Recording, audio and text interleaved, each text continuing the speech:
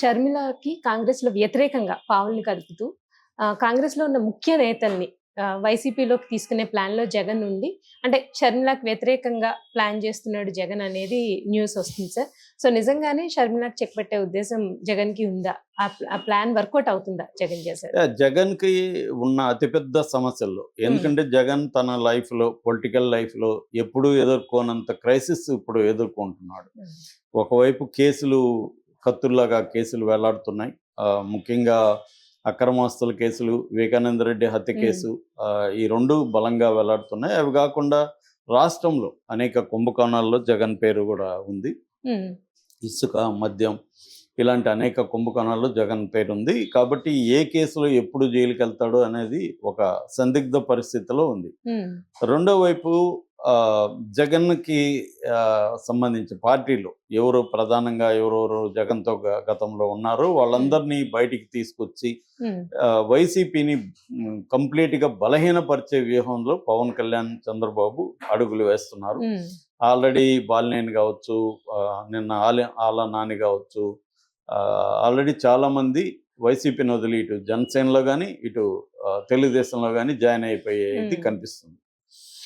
So, ఒకవైపు పార్టీని బలహీనం చేయడం, రెండో వైపు జగన్ మీద కేసులు, మూడో వైపు జగన్‌కి బలాలు ఏవేవున్నాయి, ఆ బలాల్ని దెబ్బతీయడం. హ్మ్. బలం అంటే ఇప్పుడు జగన్‌కి బలాలేంటి? ఒకటి డబ్బులు పెట్టే బ్యాచ్, 2 మీడియా. హ్మ్. సోషల్ మీడియా చాలా స్ట్రాంగ్ జగన్‌కి ముందు నుంచి కూడా. ఆయనకి మెయిన్ మీడియా అంత స్ట్రాంగ్ కాదు. హ్మ్. ఆయనకి సాక్షి ఒకటే బలంగా ఉండేది. మిగతా ఎన్టీవీ, టీవీ9 కొంతవరకు ఆ ఎలక్షన్ టైంలో కొంత చేస్తే గాని వాళ్ళు తెలుగుదేశం మీడియాతో పోలిస్తే హ్మ్. జగన్‌కి మెయిన్ స్ట్రీమ్ మీడియా వీక్.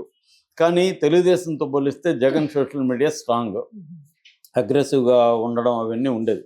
అందువల్ల తెలుగుదేశం కూటమి జగన్ సోషల్ మీడియాని దాన్ని మా చిత్తూరు భాషలో కూసాలు కదిలిపోయినారా అంటారు. హ్మ్. అలాగా హ్మ్. వాడి కూసాలు కదిలిపోయినారా అంటారనమాట. హ్మ్. కూసం అంటే కొయ్య అంటే మనకి ఇప్పుడు ఒక గుడిసెకి నాటుంటారు. అవి హ్మ్. హ్మ్. తీసేస్తే కూలిపోతుంది. హ్మ్. హ్మ్. అలాంటి స్తంభం అన్నమాట. అట్లా కోసాలని కదిలిచ్చేస్తున్నారు. హ్మ్. మొత్తం అడుక్కి కొట్టేస్తున్నారు. వేర్లు కొట్టేస్తున్నారు.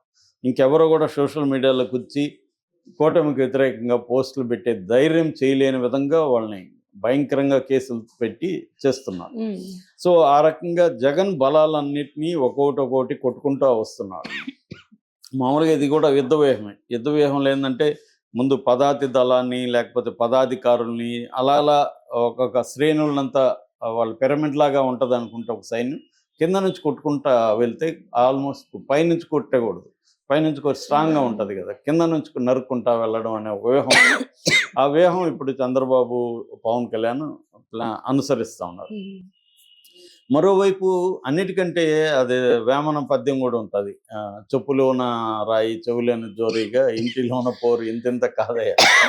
అట్లాగే ఇంటి పోరనేది వెరీ వెరీ అవును ఆహ్, సార్. బయట ప్రపంచాన్ని జయించొచ్చు గానీ, ఇంట్లో నువ్వు జయించకపోతే నువ్వు ఒక అత్యంత బలహీనుడు అనుకుంటారు ప్రపంచం. వాడి సొంత చెల్లినే ఇష్యూ‌నే డీల్ చేయలేకపోయినోడు జగన్ ఇంకేం అవును సార్. జేస్తాడు అన్న ఇది వచ్చేసింది. హ్మ్. రెండోది అమ్మాయి చాలా స్ట్రాంగ్‌గా ఉంది. షర్మిల. రెండోది ఏందంటే ఒక పార్టీకి ఆమె అక్కడ పీసీసీ ప్రెసిడెంటు రాజకీయంగా. సో, అన్ని రకాలుగా జగన్‌కి అత్యంత బలహీనమైన ఆహ్, టైం ఇది. ఈ టైంలో మామూలుగా ఎప్పుడైనా గూడా ఇలాంటి టైంలో బతికి ఉండడమే ముఖ్యం. మా విప్లవంలో మావోయిస్టులతో ఉన్నప్పుడు ఒక మాట చెప్పేవాడు. ఒక్కొక్కసారి 6 నెలలు, 1 ఇయర్ గూడా ఏమి పని చేయలేని పరిస్థితి ఉంటది పార్టీలో. దళాలు గాని హుహు. ఇవేమి పని చేయలేని పరిస్థితి ఉంటది. ఒక్కోసారి అనారోగ్యం గావచ్చు, ఒక్కోసారి పోలీసు నిర్బంధం వల్ల. ఓకే. అప్పుడు మనందరూ అనుకుంటారు కార్యకర్తలు ఏందంటే బాధపడుతుంటారు. హ్మ్. మనం ఏమి చేయలేకపోతున్నాం 1 ఇయర్‌గా ఏమి లేదంటే అప్పుడు నాయకులు ధైర్యం చెప్తూ విప్లవంలో బతికుండడమే నువ్వు విప్లవం హ్మ్. సక్సెస్ లాగా. నువ్వు బతికుంటే నువ్వు సక్సెస్ అయినట్టు లెక్క. హ్మ్. ఎందుకంటే చనిపోలేదు గదా! బతికుంటే ఈ అవును రోజు సార్. కాకపోతే రేపు రేపైనా పోరాడతావు గదా! చెయ్యొచ్చు. ముందు హ్మ్. బతికుండడం ముఖ్యం అనేది చెప్తుంటారు. అలాగా ఇప్పుడు జగన్‌కి బతికుండడం ముఖ్యం. హ్మ్. పొలిటికల్‌గా హ్మ్. జగన్ బతికుంటే మళ్ళీ వీళ్ళ మీద నెగెటివ్ రావచ్చు. హ్మ్. రేపొద్దున కూటమి మీద నెగటివిటీ రావచ్చు. అప్పుడు ఆల్టర్‌నేటివ్‌గా ఎవరుంటారు? జగనే ఉంటాడు. అవును ఆల్రెడీ సార్. 40% ఓటు హ్మ్. వేశారు జగన్‌కి. రేపొద్దున మళ్ళీ ఈ కూటమితో వద్దులే వీళ్ళని ఏదో ఆశించాము వీళ్ళేమి మనకు చేయట్లేదని జనం అనుకుంటే ఆల్టర్నేటివ్ జగన్ పెద్దగా ఏమీ చేయకపోయినా జగన్కి వేయచ్చు. కాబట్టి ముందు బతికుండడం ముఖ్యం. బతికుండడం కోసం జగన్ ఇప్పుడు ప్రయత్నాలు ప్రారంభించారు. ఎప్పుడైనా కూడా యుద్ధంలో డిఫెన్స్ అనేది ఒక్కొక్కసారి best form of defence is offence అంటారు. అంటే నువ్వు డిఫెండ్ చేసుకోవాలన్నా శత్రువు మీద నువ్వు ఏదో ఒక రకంగా అటాక్ చేయాలి. అంటే దాన్ని గెరిల్లా వారు పోరాటం అంటారు. అంటే బలహీనమైన ఒక వ్యక్తులు లేదా సంస్థ బలమైన వాళ్ళతో పోరాడడాన్ని గెరిల్లా పోరాటం అంటారు. ఈ గెరిల్లా పోరాటం అన్నా చేయాల. అంటే శత్రువు అదమరిచి ఉన్నప్పుడు అటాక్ చేసి మళ్ళీ పారిపోవడం, ఇట్లాంటి టెక్నిక్స్ ఉంటాయి. సో రాజకీయాల్లో కూడా అదే చేయాలి. ఇప్పుడు జగన్ ముందున్న కర్తవ్యం ఏంటంటే, ఒకటి తనను తాను కాపాడుకుంటూ ఈ ప్రభుత్వాన్ని ఇబ్బంది పెట్టే ప్రభుత్వాన్ని తాను కూడా ఇబ్బంది పెట్టడం, ఇది ఒక యాంగిల్. రెండో యాంగిల్ షర్మిల మీదగా జగన్ ఇప్పటి వరకు అటాక్ మొదలు పెట్టల. ఇప్పుడు అటాక్ మొదలు పెట్టాడు జగన్. అంటే షర్మిల ఏమో జగన్ మీద డే 1 నుంచి అటాకే చేస్తుంది. షర్మిల ఒక రోజు కూడా ఆమె మొత్తం అసలు కాంగ్రెస్ పార్టీ ప్రెసిడెంట్ లాగా ఆమె బిహేవ్ చేయట్లా, జగన్ చెల్లెల్లాగానే బిహేవ్ చేస్తుంది ఇప్పటి వరకు. కాంగ్రెస్ కూడా పట్టించుకోవడం మానేసినట్టుగా తెలుస్తుంది. అక్కడ ఎలాగో ఏమీ లేదు ఆంధ్రాలో అని, ఇంక ఈమె తీసేసినా కూడా వాళ్ళకి ఆల్టర్నేటివ్ లేదు, ఏదో అప్పుడప్పుడు బుద్ధి చెప్తూ వదిలేస్తుంది. సో షర్మిలాని దెబ్బ కొట్టాలి అన్న యాంగిల్ ఇప్పుడు వచ్చాడు ఎవరు, జగన్. అందుకని ఆ జగన్ ప్లాన్ ఏంటంటే, కాంగ్రెస్ పార్టీలో ఉండే నాయకుల్ని, మామూలుగా షర్మిల ఏం ప్లాన్ చేసిందంటే వైసీపీలో ఉండే వైఎస్ఆర్ అభిమానులుగా ఉండే నాయకుల్ని తను లాగదామని అనుకున్నది. అది ఎవరు రాలేదు. ఎందుకంటే వాళ్ళకి కాంగ్రెస్ మీద నమ్మకం ఎవరికి లేదు, ప్రజల్లో కూడా కాంగ్రెస్ మీద మంచి అభిప్రాయం లేదు. చీల్చింది, మనకేమీ చేయలేదు అనేది ఉంది ప్రజల్లో, జనంలో కూడా, నాయకుల్లో కూడా ఉంది. కాబట్టి ఆమె ఫెయిల్ అయింది. రెండోది, ఈమె నాయకత్వం మీద ఎవరికి నమ్మకం లేదు. సో ఈ స్టేజ్లో జగన్ రివర్స్ స్ట్రాటజీ ప్లాన్ చేశాడు.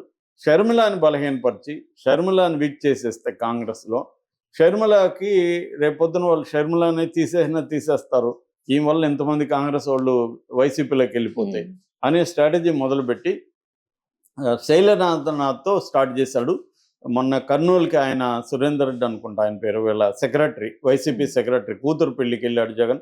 అక్కడ శైలజనాథ్ వస్తే ఆయన ఆప్యాయంగా హక్ చేసుకోవడం ఇవన్నీ చూసాము. గత కొంతకాలంగా ఇది వినిపిస్తుంది, శైలజనాథ్ వైసీపీలోకి రాబోతున్నాడని.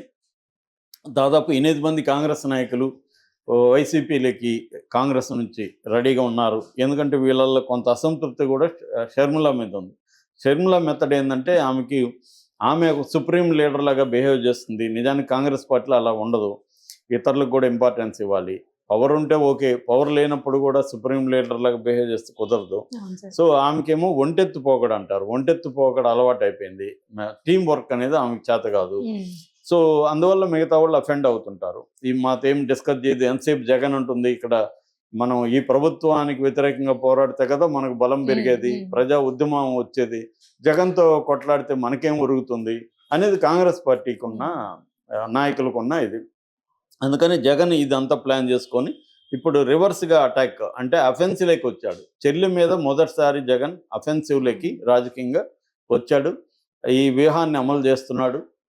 ఈ కాంగ్రెస్ని మ్యాక్సిమం పెద్ద నాయకులంతా తన వైపు పార్టీలోకి తీసుకోవడం ద్వారా షర్మిలాని వీక్ చేయడం, తద్వారా అధిష్టాన వర్గంలో షర్మిలాకి కంప్లీట్గా ఇబ్బంది క్రియేట్ చేయడం అనేది జగన్ వ్యూహంగా కనబడుతుంది. ఇది ఎంత మేరకు సక్సెస్ అవుతాడు అనేది మనం చూడాలి. నాకు తెలిసి ఆ విషయంలో సక్సెస్ అయ్యే అవకాశాలు జగన్కి ఉన్నాయి. ఎందుకంటే షర్మిల అంత స్థాయి నాయకత్వ ప్రతిభ ఆమెకు కనబడలేదు. అంటే నాయకులతో కలిసి పనిచేద్దాం, ఇక్కడ ఆమె అలాగే ఒంటెత్తు పోగొడుతూనే పనిచేస్తుంది, అక్కడ కూడా అదే కనిపిస్తుంది.